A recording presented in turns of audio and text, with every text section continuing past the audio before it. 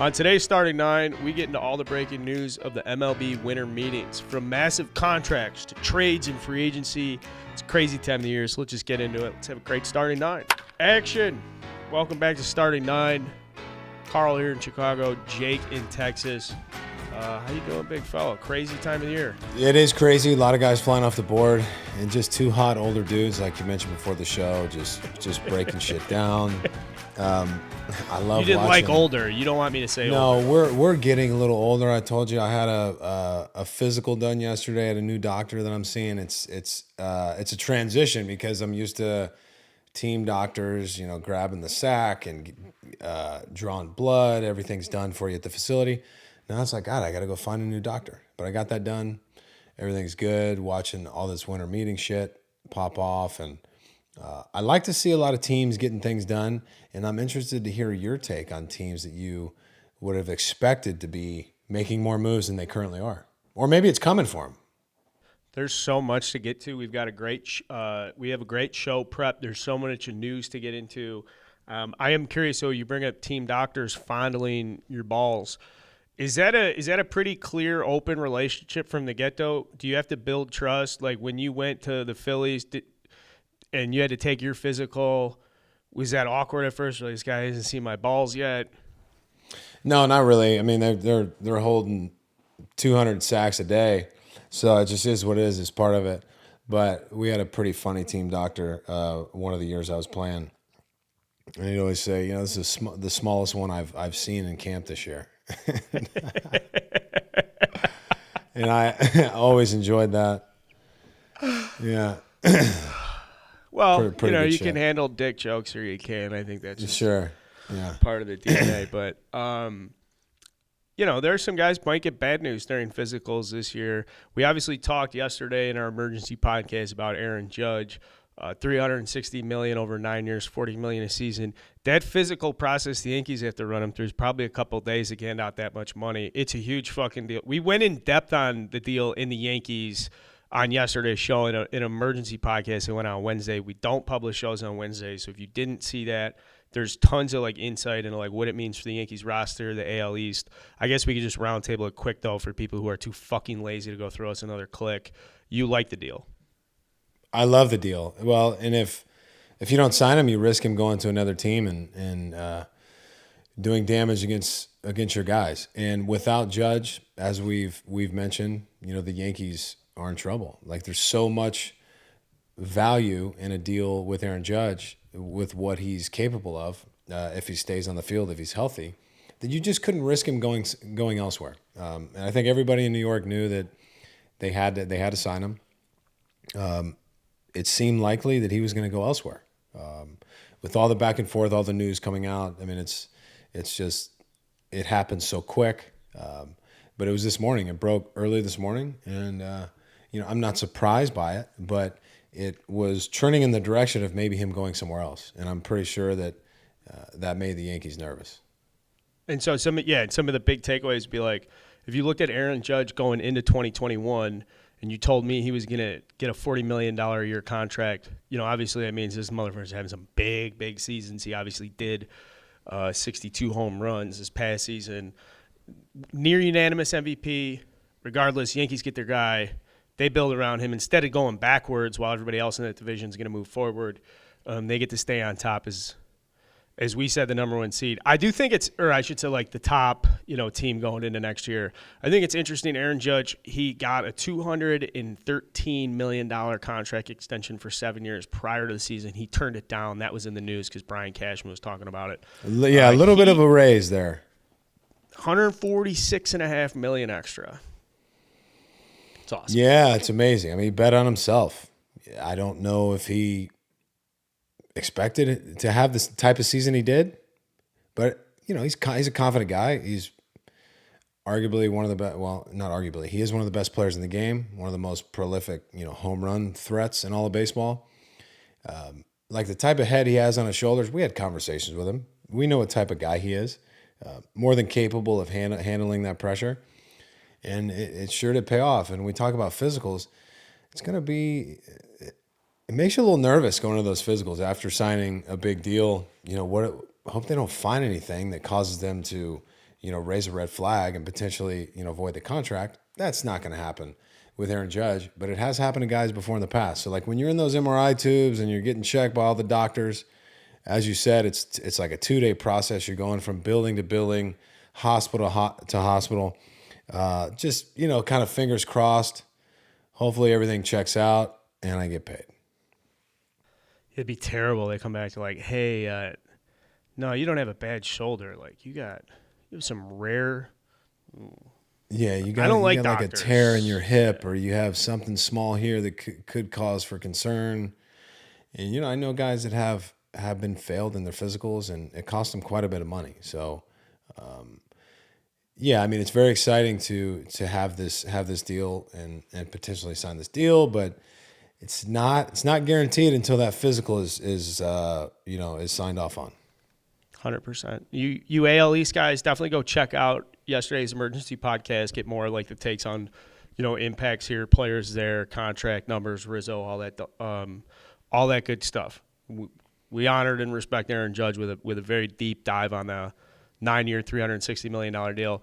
There's also so much other news to get to and headlines to get to, and just kind of like big stuff that just keeps coming out. And I made the joke before we started recording on Twitter. It's just like, I can't look away for 1 second because then a deal happens. I'm driving home, a deal happens. I drive to the office, a deal happens. I put my head on the pillow, a deal happens. So there's just like deals flying around everywhere. We're going to start off with the Phillies because John Middleton is just throwing his dick around everywhere.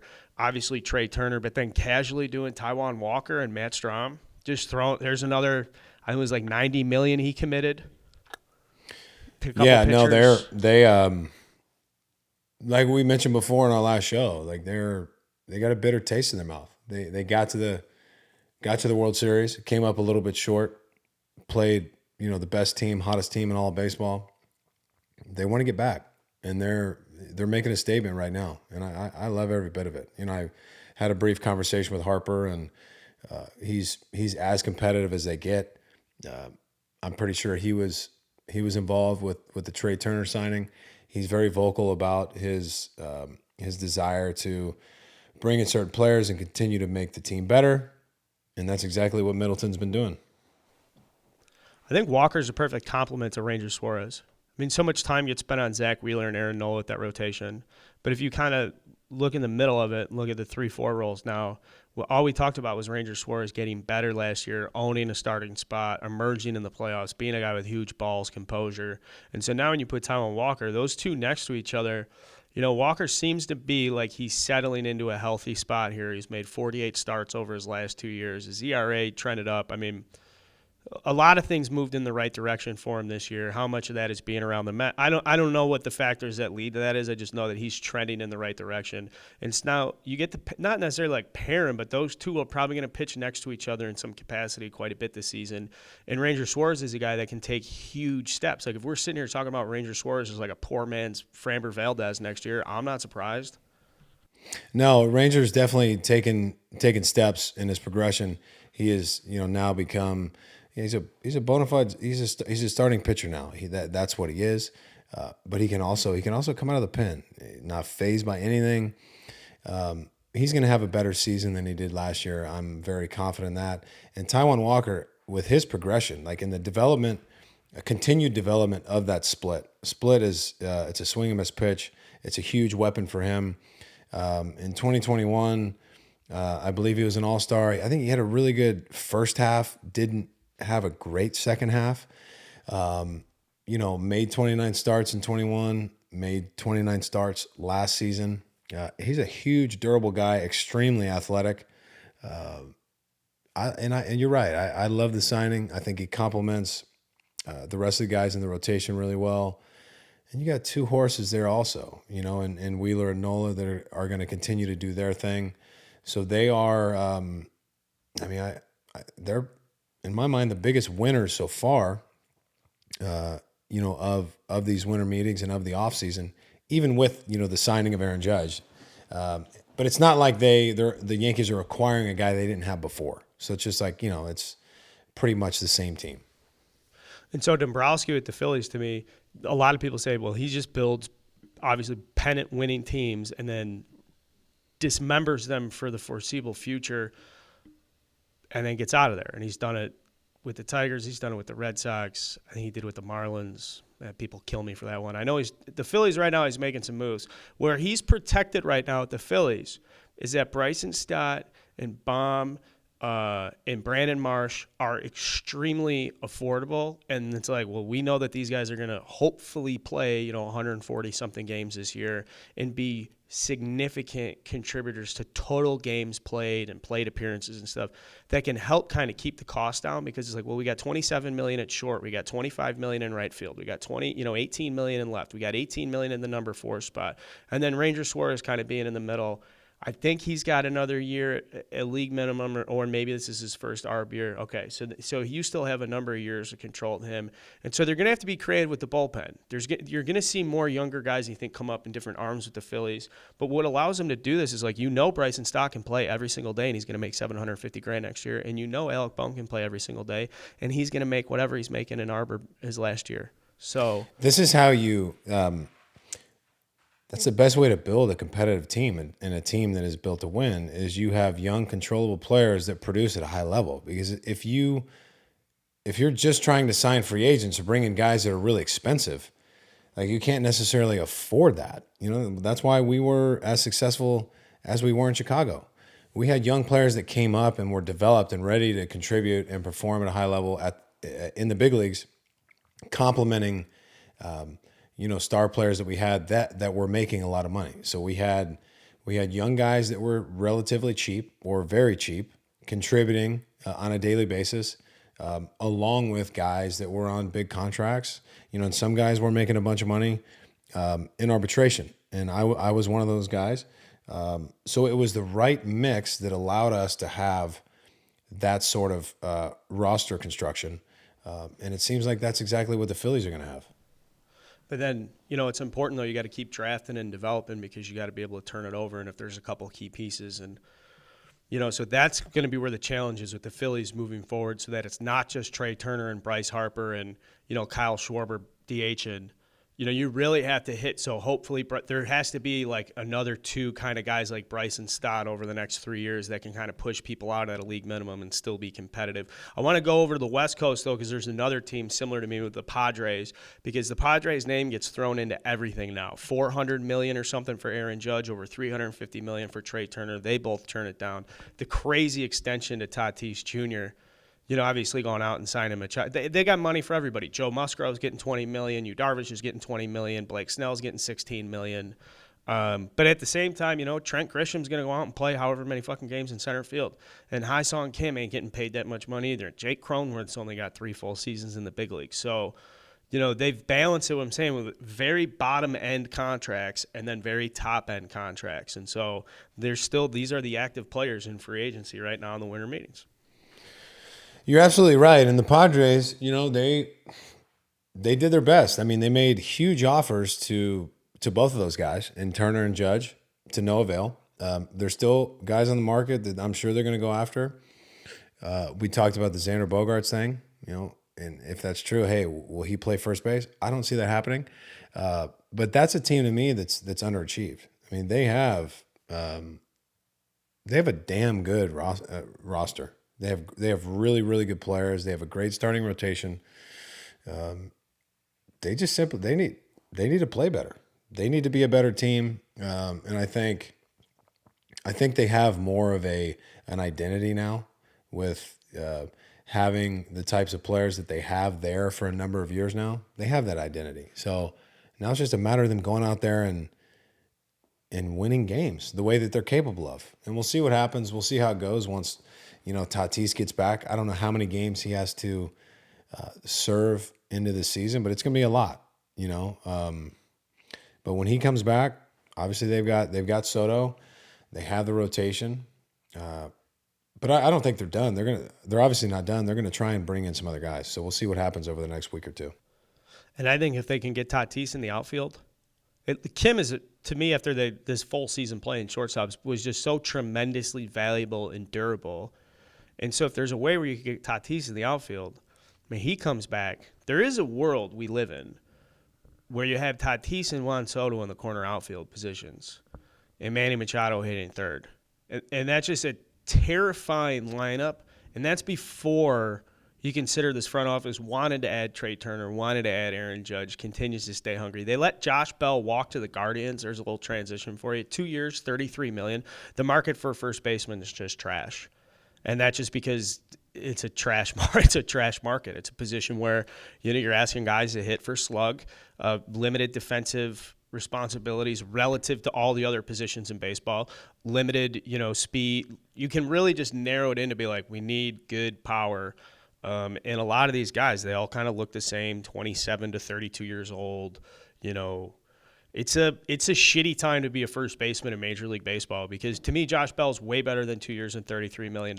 I know enough about Anthony Rizzo. Sure, that's the market rate, but that guy's worth 20-something million a year. But I believe Guardians so. spend money, Yeah, I believe so. I like that signing. For the Guardians. Just real quick, back to the Padres. I think a guy like a game changer for the Padres for me this year is going to be Jake Cronenworth. Like he didn't have a great year. Just watching this guy, what he was able to do in the postseason was really big for them, in the series against the Dodgers.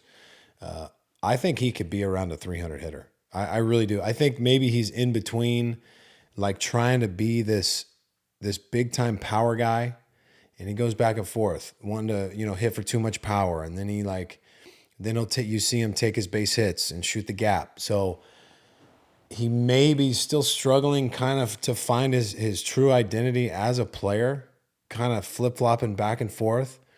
But I think this is going to be a really big year for him because he's too talented. He's too athletically talented. He's a very physical guy. He can do so much on the baseball field. So I'm looking for a lot of increased production from Cronenworth this year because, let's be honest, the Padres definitely need it.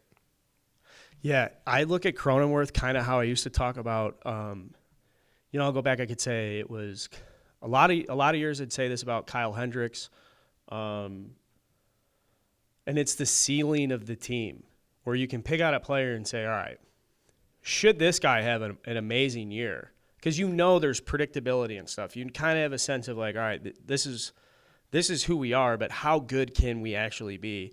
And there are certain players in each roster where, if Cronenworth steps up and plays to his potential and elevates everybody, he's still going to hit sixth in that lineup. Yeah. It's easy to say like the Padres go if Machado goes, and Machado's going to go no matter what. Like Soto's going to go. Like I think it's a guy like Cronenworth. I feel like if he goes, the Padres will go because you're going to get that consistent production from Machado. You're gonna get it from Juan Soto like that. It's just gonna happen. So it has to come more consistently from a guy like Cronenworth who has all the capabilities to do so and the makeup. And I'm gonna be watching him pretty heavy this entire season. Hey, and if for those San Diego Padre fans that want to go watch Jake Cronenworth, I encourage you guys to check out Game Time, the exclusive ticketing partner of Barstool Sports. If you guys haven't heard about Game Time yet, you guys got to give it a shot. No clue what you guys are waiting for. I'm using it this weekend to go out to Army-Navy with my dad in Philadelphia. We got some smoking tickets from Game Time. It's so easy to use. Amazing deals. It's the fastest growing ticketing app in the U.S. You guys are going to love it. So many people were using it the other night for Illinois versus Texas at Madison Square Garden, obviously. Illinois Fighting Illini prevailed in overtime. You guys can prevail with the Game Time app as well. You guys can save money, lowest tickets, guaranteed. Download the Game Time app. Go to the account tab to create a login and redeem code STARTING9 for $20 off your first purchase. Terms do apply. Download Game Time. Last minute tickets, lowest price, guaranteed. Again, that's starting 9 for $20 off your first purchase. Terms do apply. San Diego, when you brought up San Diego and you said, disappointing, they should be better. And I'm sitting here thinking like, well, they did go to the NLCS, but at the same time, they're 20 games behind the Dodgers in August. And they're not that, they shouldn't be. Right. And, like yeah, you Dodgers can't be great. hanging your hat on that. No. And you're ultimately, and we all know this, they're trying to win the division. And they're doing everything they can to win the division, and they finished 20 games back. And yeah, they got past them in the postseason. They got beat by an extremely hot Phillies team. in the CS, but they didn't reach their goals, obviously. And, there's 10 to 15 teams that'll tell you, like, if we don't win the World Series, like, the season was not a success. And then, like, you kind of reflect on it, you look through things, and there are some successes in seasons that don't ultimately end in a World Series. But, that's just the way it is. I mean, in this competitive environment, the Padres are now, like, shooting for a World Series, as are the Phillies, as are the Yankees, and a lot of these other teams. So another team comes to mind here. I'll look at the Red Sox for a second, because when we talk about the Phillies and look at the deals that have been signed, Taijuan Walker getting $18 million for 4 years is a lot of money for the services he provides right now relative to what contracts have been given out over the last 5-6 years. It's just very surprising. There have been years where you come into free agency, you're like, what the fuck? Why aren't bigger deals flying out? And they said, again, first year after a collective bargaining agreement, the owners have some certainty over what the next 5 years of revenue projections look like and how they can plan their business. So you're going to see more aggressive spending. This is what we're seeing. These contracts are big. And then I look at the Red Sox, and we talked about Chris Martin on Tuesday's show. Very surprising deal. Matt Boyd with the Tigers, $10 million for a year. And again, then you see Josh Bell, 2 years, $33 million. Yeah, that's a little bit of a head scratcher for how consistently productive Josh Bell is. But going back, I want to talk about the Red Sox, because the Red Sox just committed $50 million. No, $40 million. Chris Martin got 2 years, $17.5 million. Kenley Jansen gets 2 years, $32 million. Yeah, it's about $50 million, 2 years. Kenley Jansen, Chris Martin, fine ball players. Do the Red Sox have that type of money? They haven't. Xander Bogaerts is going to sign somewhere else. Rafi Devers isn't signing an extension. That's a very hard organization for me to wrap my head around right now. Yeah, and there's so many other areas of need. And I'm sure they're inquiring about those, but it's kind of surprising to see those two signings kind of as the main deals that have gotten done for the Red Sox thus far. And for those guys to do what they're being brought in to do, I mean, you need to find ways to get leads, to be in situations where you're towards the back end of the game, winning that ball game. And in order to do that, they're going to have to make some more moves. There's no doubt about that. So I mean, the Red Sox definitely aren't done, but yeah, it's kind of a head scratcher, and we'll see what Kenley Jansen is still capable of. But I mean, he's 35 years old. He's not the same guy that he was. He can still pitch though, but I'm surprised. I'm surprised with those signings from the Red Sox. And still, yeah, good point, because he's still effective with the Braves last year. It's just not the guy that used to come out for the Dodgers and they'd say, this guy used to be a catcher when he was from Aruba. Or, like, you'd hear the same stuff over and over about Kenley Jansen, where it just got beat in your head. Like, this guy's born nasty, elite shutdown reliever. Now, should get credit for evolving his stuff and still competing.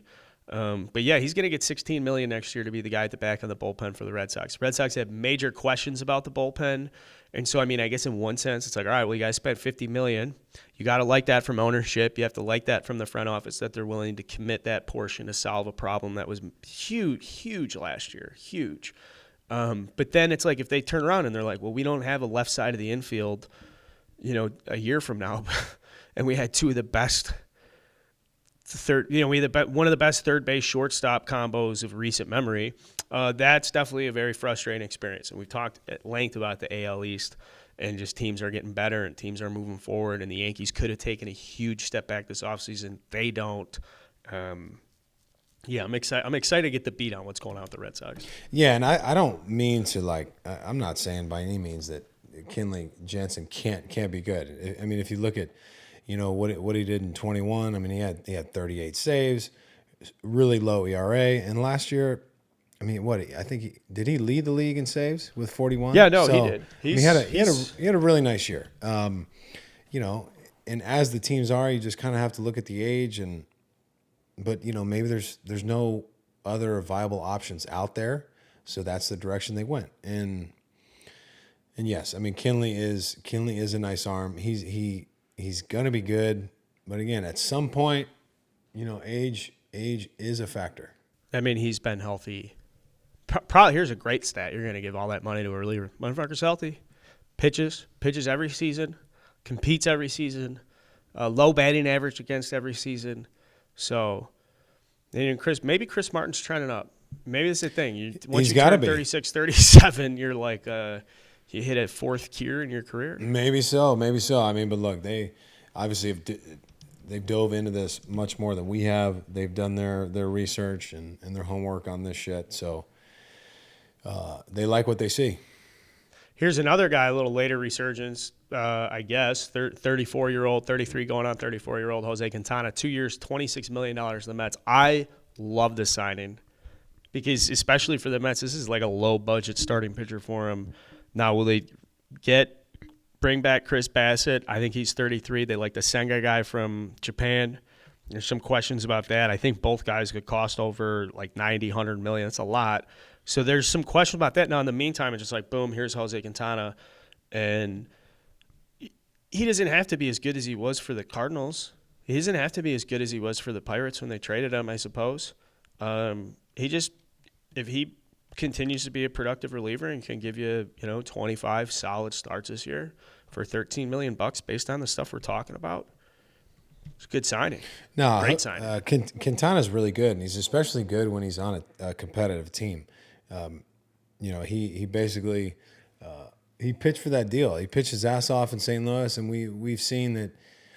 St. Louis has a they tend to love bringing in lefties for whatever reason. They seem to pitch very well there, but I mean he had a 2 ERA and 12 starts, and he didn't pitch bad by any means in Pittsburgh, but pitching in Pittsburgh for the Pirates versus pitching, for a playoff contender, a team that's always in the hunt, it changes things. It elevates your game. There's more on the line. So him going to the Mets, love that signing. They needed it, and he's going to compete. He's a competitor. He's very smart. He's very well studied. He knows what he's doing out there. His game plan is always sharp. So good signing for the Mets. And really, again, it's a place really out of nowhere because I think there's probably a lot of teams walking around there saying, man, I'd pay $13 million for Jose Quintana. I would – that again, it just seems like such a fair deal. But then the market for relievers. They go back. There's at one point in time, it was like, don't pay for any relievers because you can just bring guys up in your system and find guys from anywhere and everywhere. And that trend seems to have completely reversed where teams are like, we're sick and fucking tired of it being mid-August and on our, 18th different setup, man, for the season. So it's not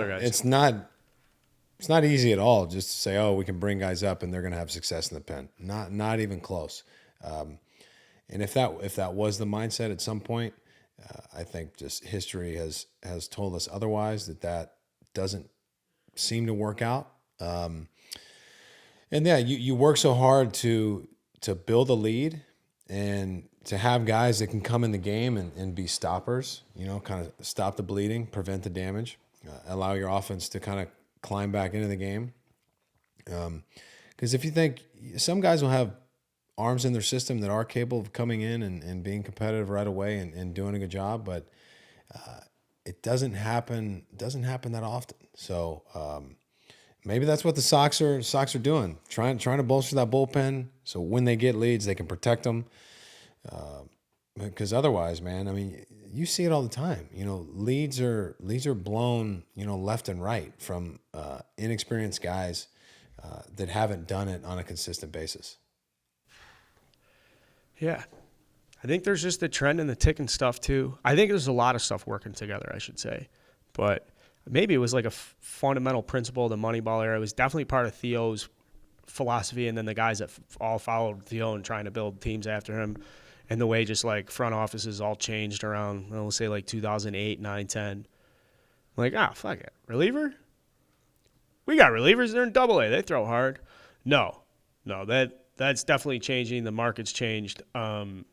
Here's another one for you, I guess. Let's do Let's do the Cubs right now. Let's do the Cubs because they made two big signings in Cody Bellinger it's a fake 1-year deal. It's actually a 2-year deal where the second year is a mutual option that's not supposed to get picked up.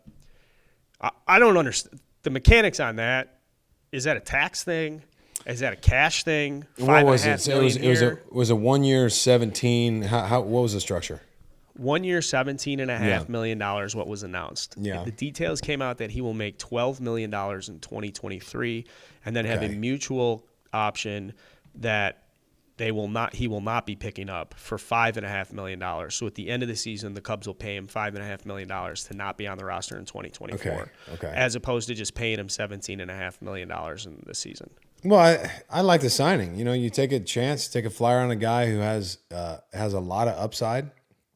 I mean,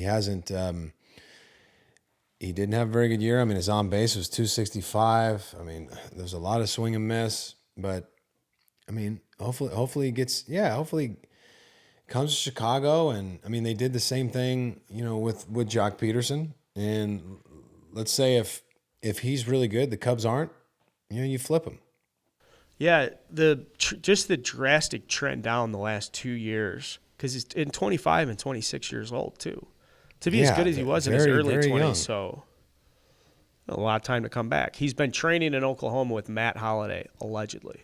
Okay. Yeah, great guy to train with. We'll see what happens. I think it's money well spent.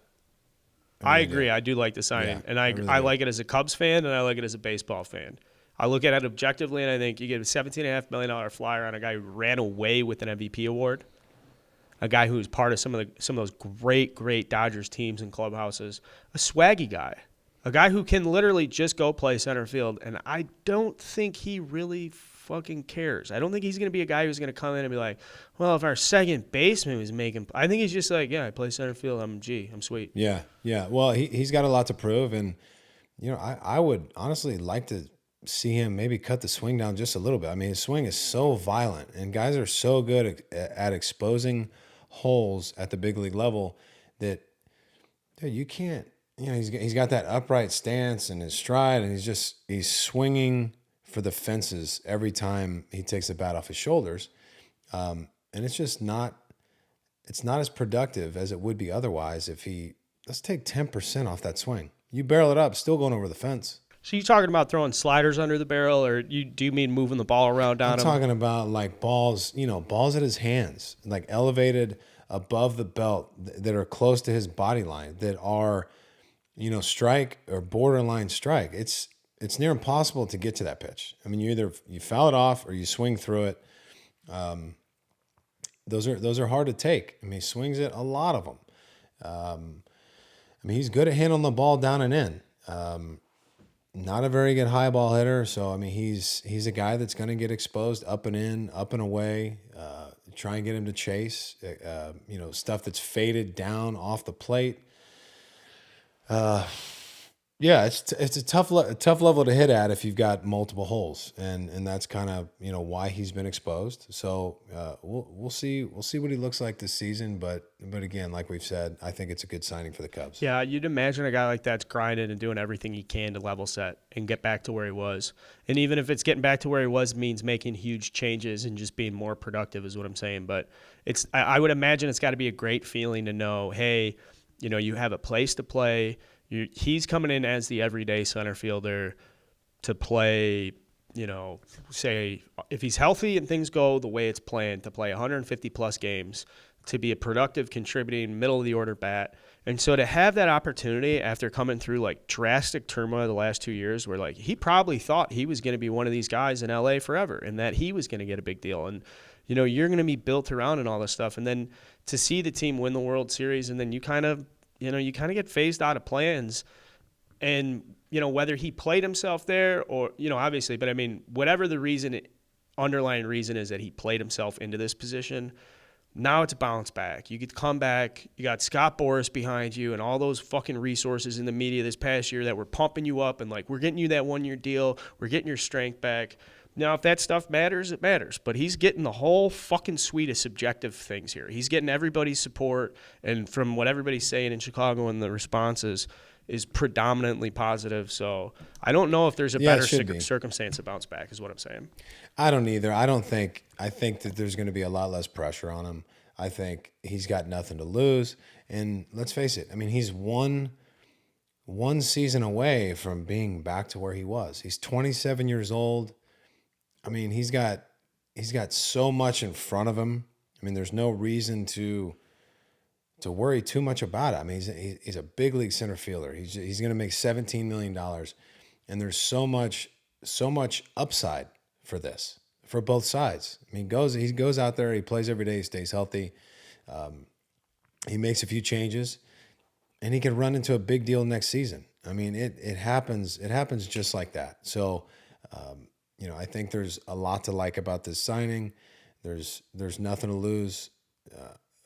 Each party has nothing to lose. And like I said, man, he's 27. He's got a lot of baseball still to play. What about this name for the Cubs? Jameson Taillon?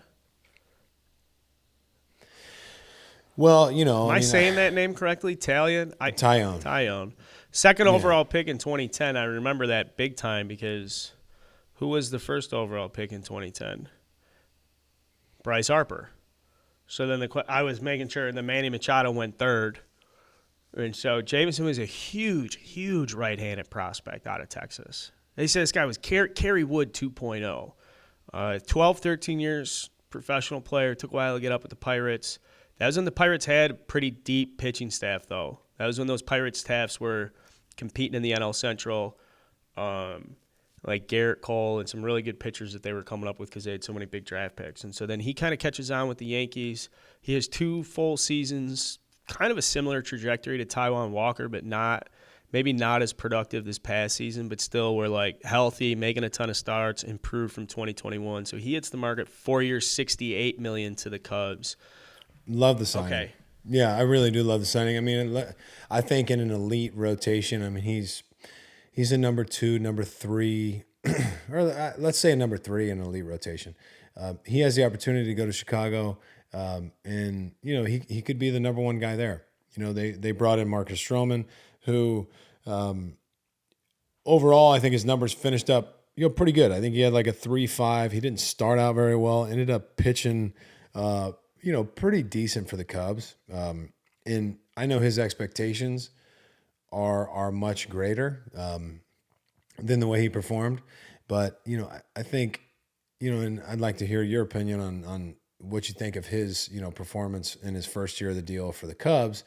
But, bringing in Taillon might take a little pressure off Stroman not to have to be that number 1 guy. And I don't think really anybody views Stroman as a number 1.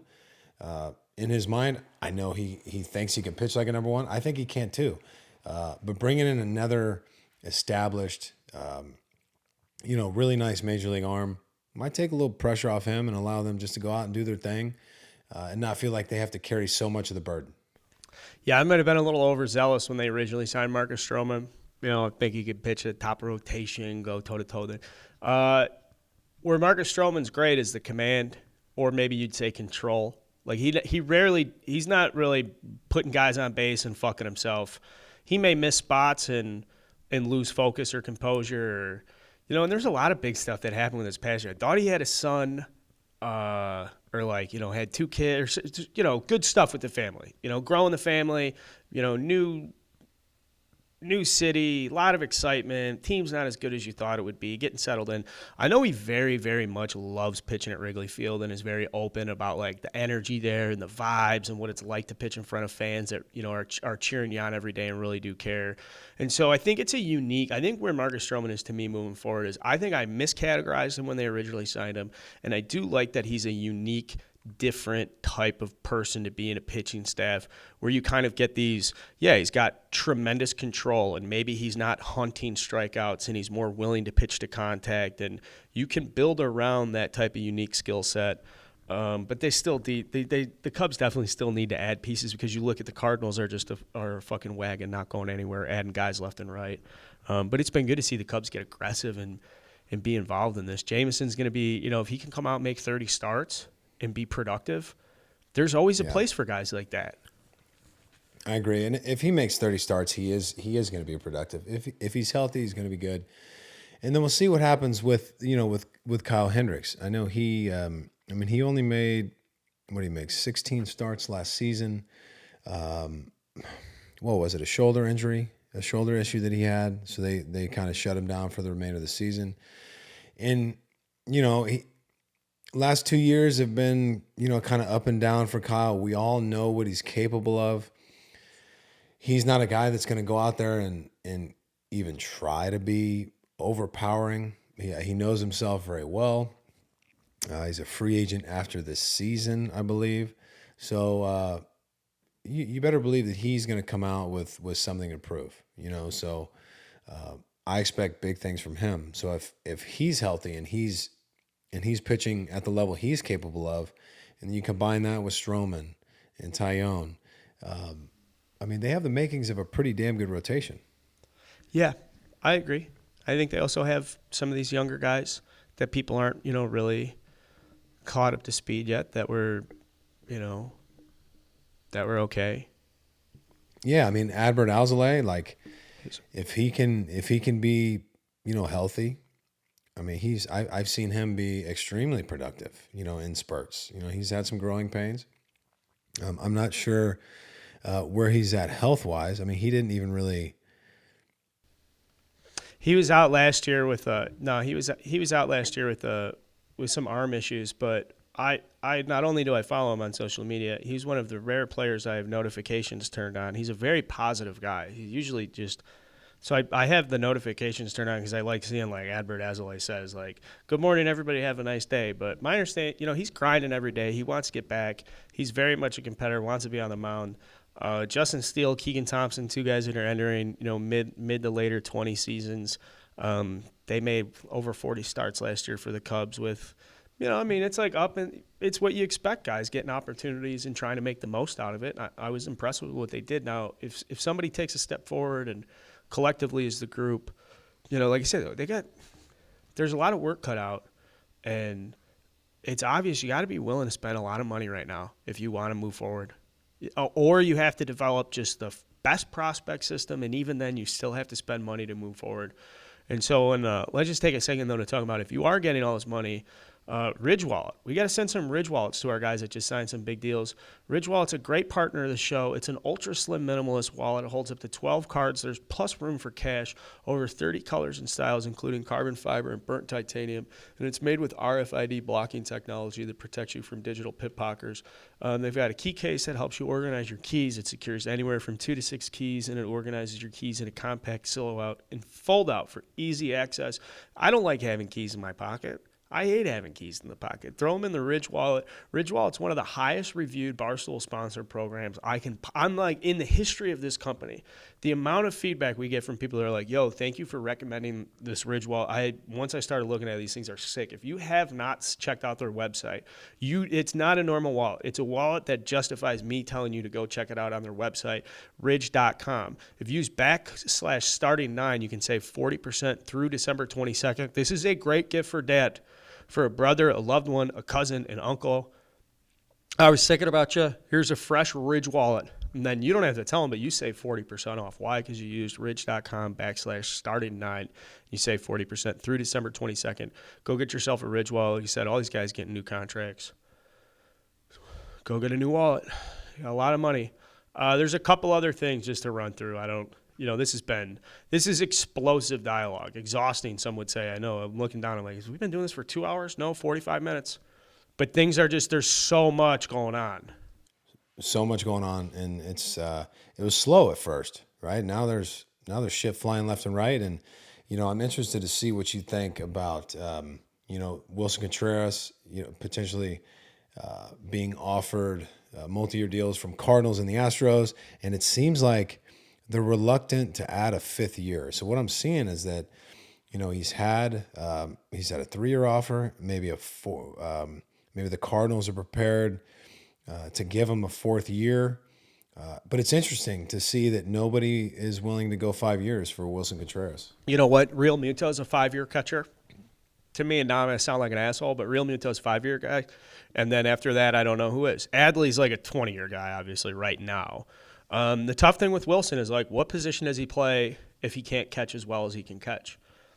You know, like, are you going to DH him? Sure, maybe that sounds good in year 1 or 2.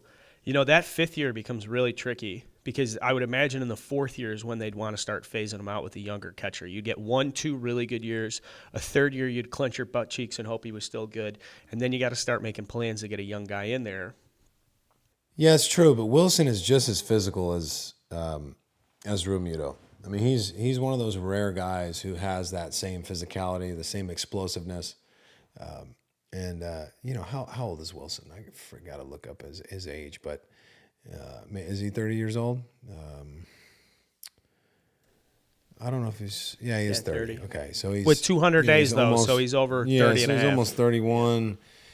Yeah, I mean, man, he's a rare breed though. You know, I can't disagree with you that Realmuto, he is a 5-year guy. And for Wilson to get a 5th year, I mean, he's just got to have, 5, 6 teams that really want him.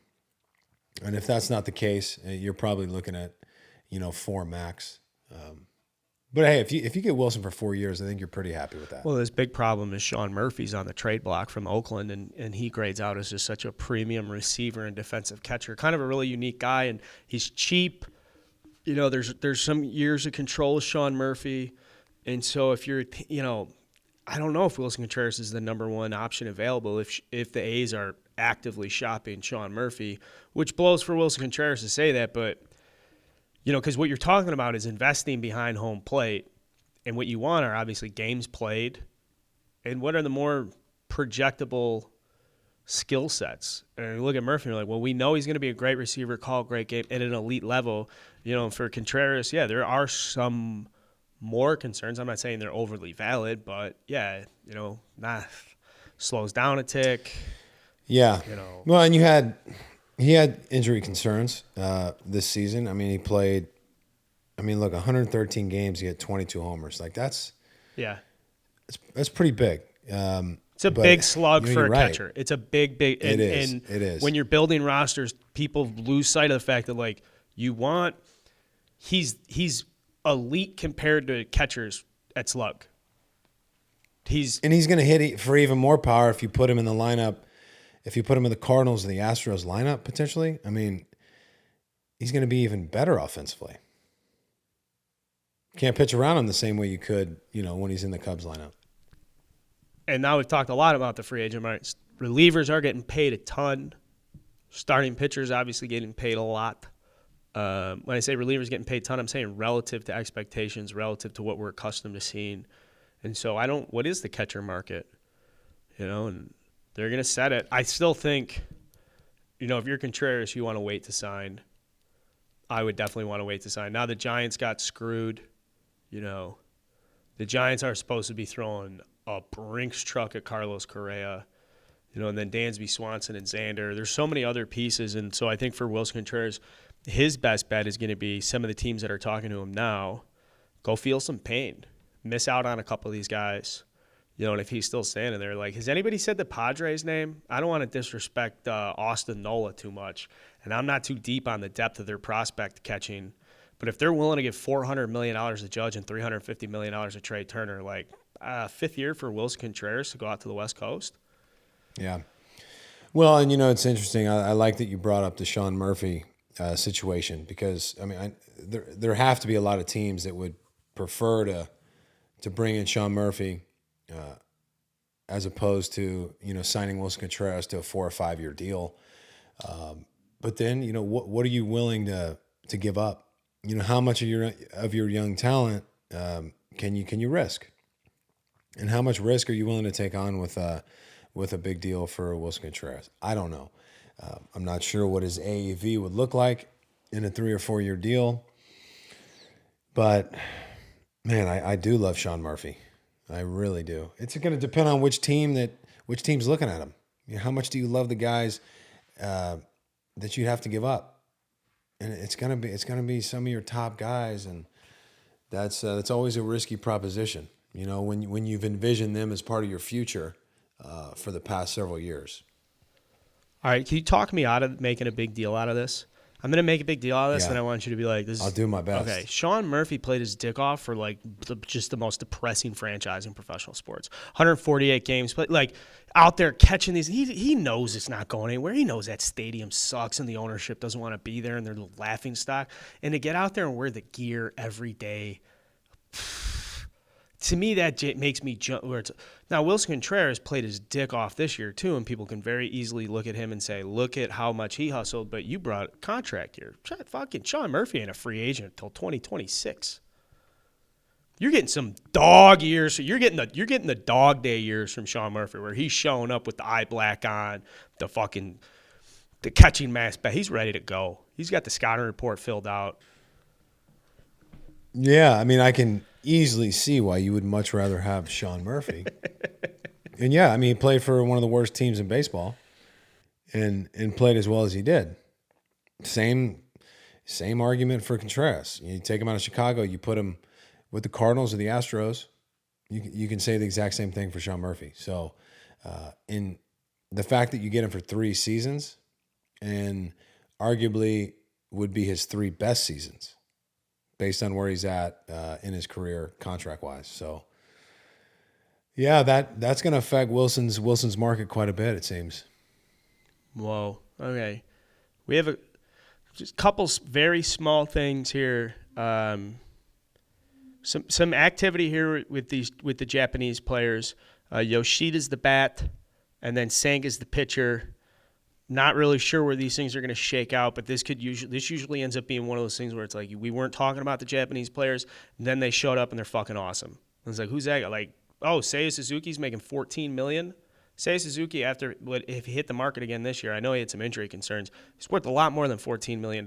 So if your team has missed out, I am interested. This Yoshida guy too. He's a shorter outfielder with a ton of bat control, huge OBP, extremely low strikeout numbers. And the big question was like, if this guy can ever grow and hit into power, he is going to turn into a monster prospect for Major League Baseball. And this past season, he just posted a career best slugging, was a fucking legend, hit a game-winning home run in their World Series, and then won it again in Game 7.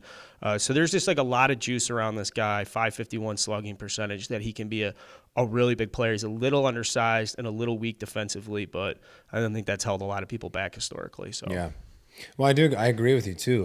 With Seiya, I think he would command more. With both the Japanese players that we're referring to, I believe that they're both unrestricted free agents. Is that correct? Yeah, I think they got posted. So their team, you have to pay their team to like buy out their rights. But my understanding is, they're open for business. You do have to. Well, since they're not posted, you don't have to. Okay, I don't know how this works. I would pay that. I don't think that you have to pay a posting fee for these guys. No, okay. I could be wrong, but I believe that's the case, and that's a huge upside for those players. Yeah, I mean, they were saying the Yoshida guy got reported in October being like, I'd like to play for the Phillies. Oh, really? But they don't. Then you looked at it as like, well, they have Castellanos, Schwarber, Harper. Harper's already a little banged. So there's already questions about how effective this guy is defensively. So how many DHs can you possibly – how many guys moonlighting as a DH can you possibly carry? Well, that's a lot. Yeah. Yeah. Well, I mean, man, I always like when these international free agents come over here. It's just, I look forward to seeing, how they'll stack up, in the big leagues. And sometimes not so well. But then, I love when you're pleasantly surprised by guys that are able to kind of make that transition and still excel at a high level over here. Because, let's face it, it's not it's a high level of baseball over there. It's not it's not bad by any means. So, and when you look at the consistency that they've had and the numbers that some of them have put up, very intriguing to potentially bring these guys in. And as a Cubs fan, were you happy with the performance that you guys got from Seiya? I think, well, he had injuries. He only played in, 111 games. But I thought he looked overall pretty damn good. I'd rather have him like mend and take care of himself in that first year than stretch himself and put himself through like undue stress just because it's his first year and he's got to prove him. Like you don't know what's going on upstairs and dealing with pain and stuff. So like, yeah, the stuff you saw when you knew he was ready and healthy, he's a extremely fundamental, solid right fielder.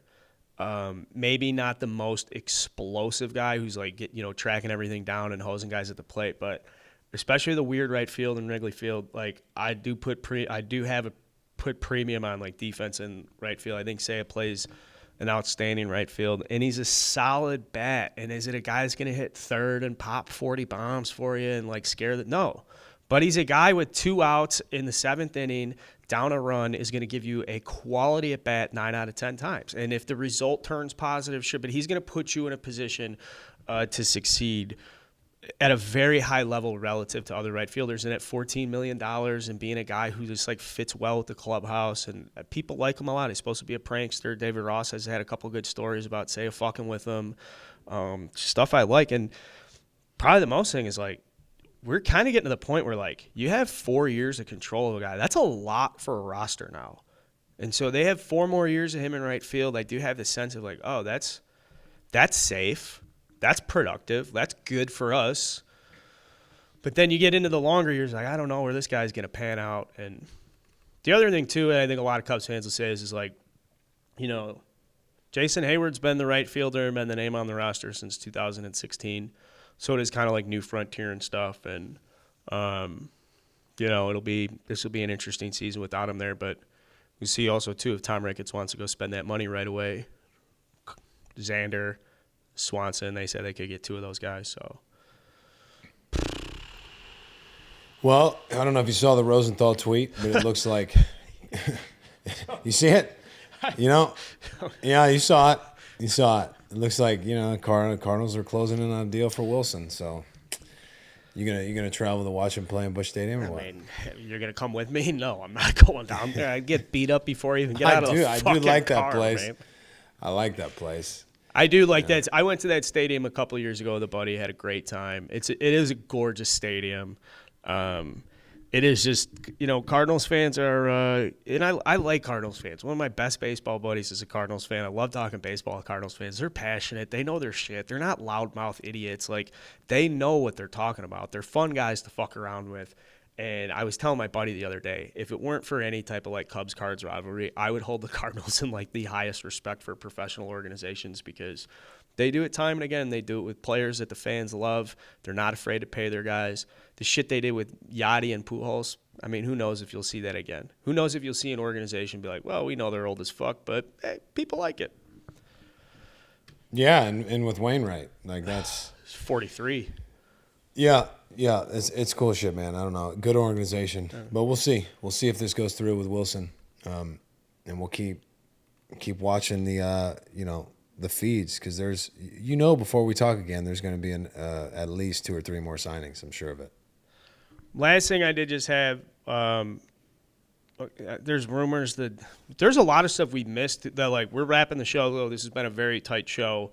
There is still some stuff I'll follow up on the blog. We'll be on social with, regarding, guys committing to World Baseball Classic stuff, and Mike Clevenger, some interesting news here. But here's the last big story I saw is the Dodgers could potentially just be like taking this offseason off so that they can just make sure that they get Shohei Ohtani next year. Let's end on this. The Dodgers could be sitting out an offseason in order to make sure that Shohei Ohtani does not leave Los Angeles. He just come right over here and play for us. Those bastards. I could see it happening. He'd look good in Dodger blue. Yeah, he would. Yeah, he would. And I'm sure he's tired of playing in Anaheim. I saw something where he's just continuously asking the front office, like, hey, who we getting? Who we bringing in? Come on, let's go. Dude wants to win. And you can't tell him, like, hey, leave us alone. You can't tell Shohei Ohtani, like, hey, pal, like, stay in your lane. Like, you have to be nice and like, hey, Shohei, working hard for you, buddy. Yeah, we're doing everything we can. Well, I mean, maybe the team sells, they still have Shohei, and then he leaves next year. I have to go do velocity training because I got to make a comeback. I'm looking at these bullpen arms. I have the movement. I can fucking spin a ball, and I just got to get the velocity up. Chris Martin, $18 million. Carl 6? Is that offensive as a retired big leaguer to hear me say something like that? No, I mean, if bit. you're capable of it, I mean, I'll help you out. If you want to try and make a comeback, I mean, I'll put you through a pretty good program, and we'll see what you got. I want world but best. You're gonna have to throw. You're gonna have to throw at least 89. It's just that's what you're gonna have to throw. Is that so? Anything under that, it's not gonna work. Was it just BP? I mean, you could pitch for the bananas. I mean, 88 miles an hour is so slow at that level. It's just so slow. It wouldn't work.